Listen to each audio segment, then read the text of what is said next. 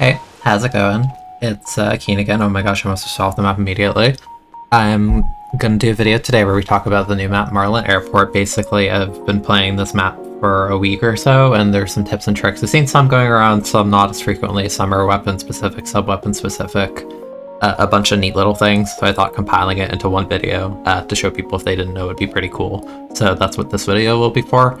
I may not have footage of every single little bit because we're past the point where they're spamming Marlin in rotation, so I don't have access individually by myself to recon all of this super easily. But I'll do the best that I can in the modes that I have and explain to the best of my ability, if that sounds good. I'm gonna ask you to like the video and subscribe. Let me know that you like it. It gives me more positive feedback and encourages me to do more. The video I uploaded of me explaining the new Umbrella did really, really well. For a video, I edited it the same day on an impulse as I uploaded it, and it's already like several thousand views, so that's really great. Thank you for that. I appreciate it greatly. But anyways, let's get into Marlin Airport and some neat little quirks and oddities about it. So the first thing I'm going to talk about is here in Rainmaker. There's only one way to retreat, and that is using this block, as there is no means to get up here until the checkpoint is taken. So naturally, that would mean, if you want to push the enemy spawn, you would think, oh, if I want to go ahead early, you would have to do this, and that's the only method.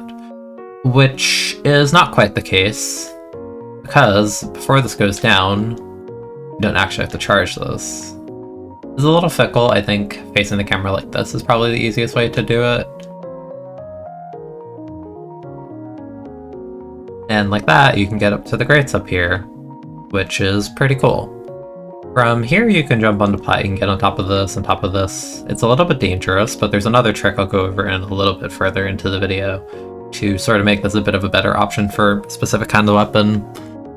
But that's a pretty neat little thing. I suppose you could do that in a defensive sense, though I guess you would most likely, get taken down before that, especially if you're not doing it super proficiently. Like, I got it the first time there, but the first attempt took maybe 4 or 5, however long it is in editing. But yeah, pretty neat little thing you could do in Rainmaker.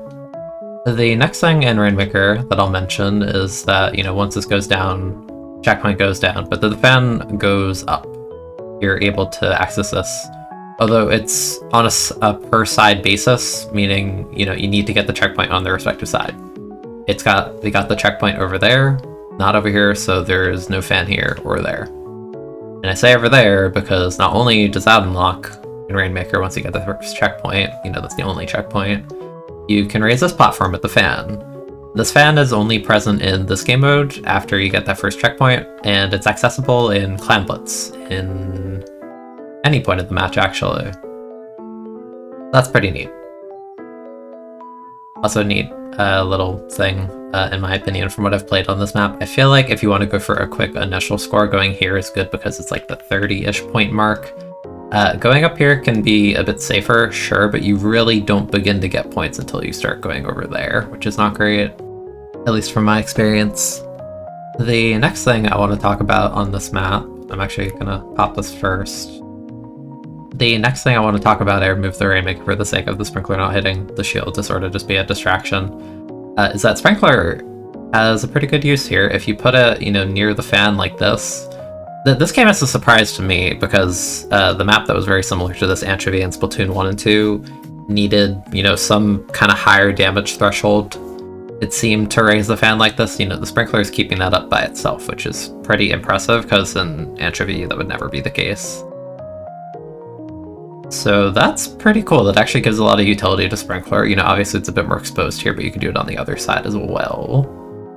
And that might be tricky for the enemy to hit. The fan's more like here in other game modes, but if you're playing a weapon that has a sprinkler or a splash wall, like I'll show you in a moment, you can kind of just have this here, and you would think, oh, the sprinkler slows down eventually, so that would, probably prevent it from being enough. If you have it positioned closely enough, it actually seems sufficient all the way through. I'll let it play out. Yeah, it seems the sprinkler has entered its slowest mode, and despite that, the platform is staying up quite strong.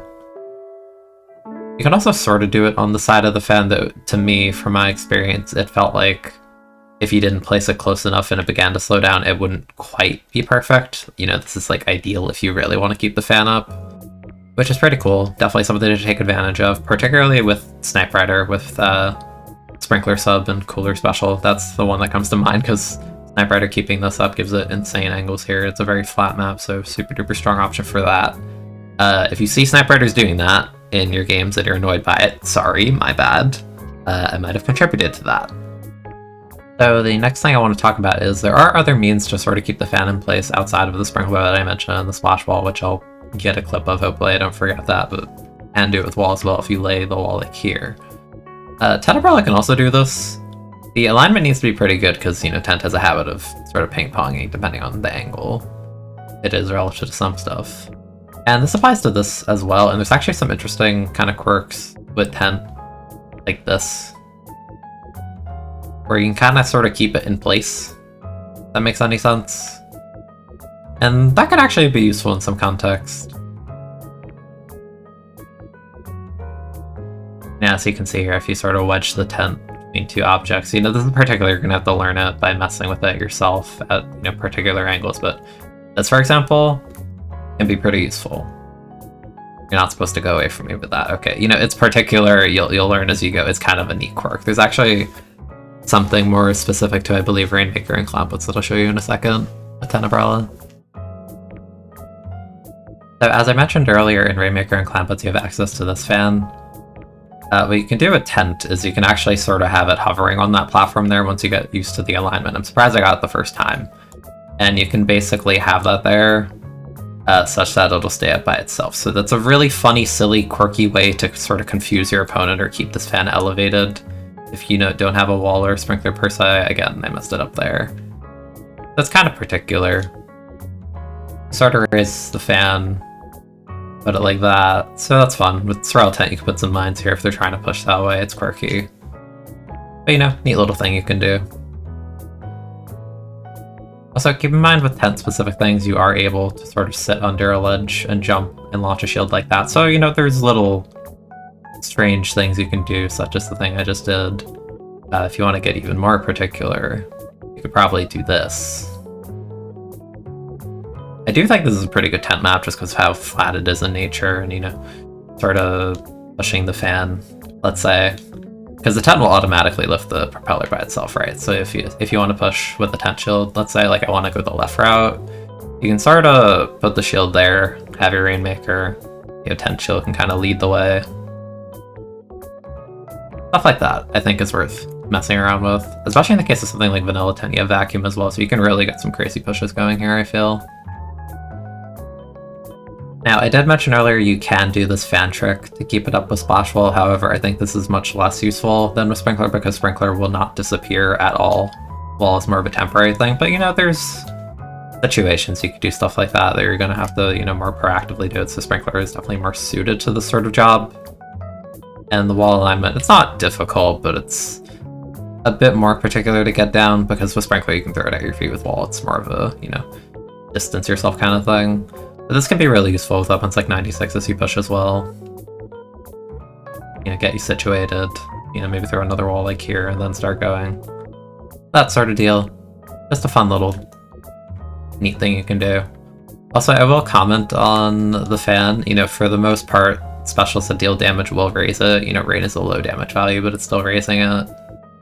However, the exception to that, from what I've seen, is Wavebreaker never raises the fan, for whatever reason. I'll show you a clip in a moment.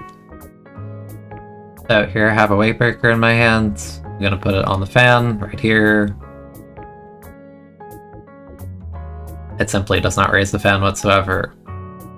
And I don't really know why. I don't know the coding under the hood to make that the case. I find it very peculiar and very strange, but yeah, not a W for Wavebreaker this time, unfortunately. So if you play a lot of Salmon and you've played Glowflies, you probably know this trick to some extent. With Roller, if you have the roller down holding the button and you're slightly holding the control stick forward, you can sort of see when I do it, it'll paint, like watch the floor. But I'm not actually moving. But the thing is, this is an active hitbox the whole time, so you might have been wondering, oh, would that work in regards to the fan? And that would be correct, I'm not moving. my character, but I'm moving my stick forward a little bit. See how the roller is sort of rolling. And I picked Carbon for this as an example because it's the lowest damage roller had with Big Swig when you're rolling. This only does 70 damage, but you can see even like this, doing it really slowly keeps the fan elevated. So, you know, it's a niche little tech. You're not going to sit here all game, obviously, but it's just a fun little thing to do. And Carbon's really ink efficient while rolling when you do it like this, you know. So, neat little quirk. You know, say you're a roller and you want to sort of keep this up for your teammates and you're sort of, you know, flicking, being like, oh, I got to keep this up, you know. Maybe take a moment, do something like this. Could be a decent alternative in the right scenario. For clarity, we're back here on Rainmaker, and you'll notice I have the Dapple Dually. You'll notice I have the Dowser Dualies in my hands, and I use this as an example because this Dually has one roll, but it's a particularly long roll. So in Rainmaker, when you're pushing up, I mentioned you can go here, but it's a bit more of a risky thing. In the case of a Dually like this, not as much. And you might be wondering, oh, did you pick Dowser Dually because only that one can make the roll? No, I'll show you a clip in a moment. Regular Dually can most certainly make this roll. I chose that specific angle because you can see it's further back, so, you know, just for example. That is one nice little thing about Dualies on this map. Try and do this again. You can make this angle pretty cleanly. You know, say someone in the middle is trying to shoot at you, you know, you land behind this block. It's pretty useful. So once again, back at it with the fan facts. Being that Crab and Ball also can raise the fan. So, you know, maybe you're pushing enemy fan, you need to pop Crab, but, you know, you want to elevate the fan before you take a shot or start shooting. Yeah, you can do it yourself in the ball form. So it's pretty handy for that. Small little thing, might be obvious, but I just wanted to point it out. Really, it seems like from my experience, the only thing that surprisingly doesn't raise the fan is Wavebreaker. Maybe there's more I'm not thinking of or didn't realize. Let me know if there's any like specific thing you thought would raise the fan that doesn't, that's the damage dealing source. Because, you know, obviously something like Toxic Mist will have no effect, it does no damage, right? So, you know, let me know what you find. Anything that I failed to mention in this video or you thought was neat about it. So a neat little thing about Reef Slider that, you know, you probably know at this point, but I don't know because I keep telling myself I'll make a video to cover this in a bit more detail, but I've yet to, is that Reef Slider has the ability to cut corners. So, you know, not like that, actually. So as I was saying, Reef Slider has the ability to cut corners if it's not too big of a gap, and there's a bit of a quirk to it where once you start holding the button to start exploding, you slide a bit farther. That's sort of a Reef Slider advanced technique that I'll probably cover a bit more in detail in a future video. If you're curious about that, I do have Gold Reef Slider, so I learned a lot by doing that. But basically, the Reef Slider explosion will pull the fan, so you can sort of do like neat little like quirky stuff like this. So, you know, maybe there's a guy sharking behind there, you pop the slider, get a kill, and then, you know, meanwhile you're endline, you're like stuck behind this, and the fan pulls back from the explosion. So there's kind of neat stuff like that. I suppose kind of similarly, if you want to push the fan, have Reef Slider, you want to raise it, can be good like that too. So stuff to keep in mind. And, you know, while we're here, I'll show it. Yes, if you run into this, you would think the running over hitbox would sort of activate the fan before the explosion, but that doesn't seem to be the case, I suppose, because Reef Slider needs to like physically travel over a space to sort of like crush someone. So, neat little thing in case you're wondering like, oh, can I do both? And to my knowledge, it doesn't seem like you can elevate it like that and then explode after traveling some more, unfortunately, but yeah, just a neat little Reef Slider quirk. And for sake of posterity, this might be edited a bit out of order because I'm kind of just going through a checklist I made when the map was new. Yes, you can do this with normal Dually. It's more so just the one particular angle that I showed earlier with Dowser. That regular Dually can do it, it's a little bit tighter, but you most certainly can do it. And, you know, naturally you have 2 rolls, so don't worry, you can do stuff like this. Definitely fun to mess with.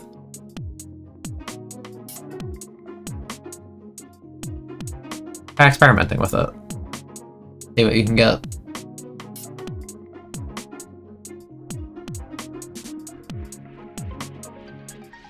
And I guess sort of the last thing I sort of want to talk about real quick in this video is, I guess, a couple of like zip casting spots. You can stand up here, which is quite nice. Big fan of that. You can also sit here on respawn, potentially get someone. big fan of that. I wish I could show you more than like 2 spots in one zip, but the special does not last very long. So you can zip up here. Not the most useful angle, but you know, as a distraction tool, you know, maybe something neat can come of that. But yeah, I don't think most Zipcaster opens can really do a ton from up there. Unless there's some crazy shenanigan happening in the corner, you're just trying to stall. And I guess this is a really, you know, good Zipcaster recoil point. And the mileage varies on a lot of maps in terms of if you can zip like the outer side of a map. Some maps like let you, some don't. You can zip here. You can zip here. Through the grates, you can squid, obviously. And you can stand up there as well. That's worth noting if you're trying to flank something up there. Yes, you can do that. It's not quite like Haggle or Hammerhead where there's like some weird limitations near the spawn area. Oddly enough, it seems you can't climb that all the way, only partially. Above the yellow-black tape on that seems to be non-zipcastable. That's a descriptor. Why that is, I don't really know. Kind of weird. There's definitely more quirks you can do with Zipcaster, actually. I'm realizing, you know, as I'm even saying that.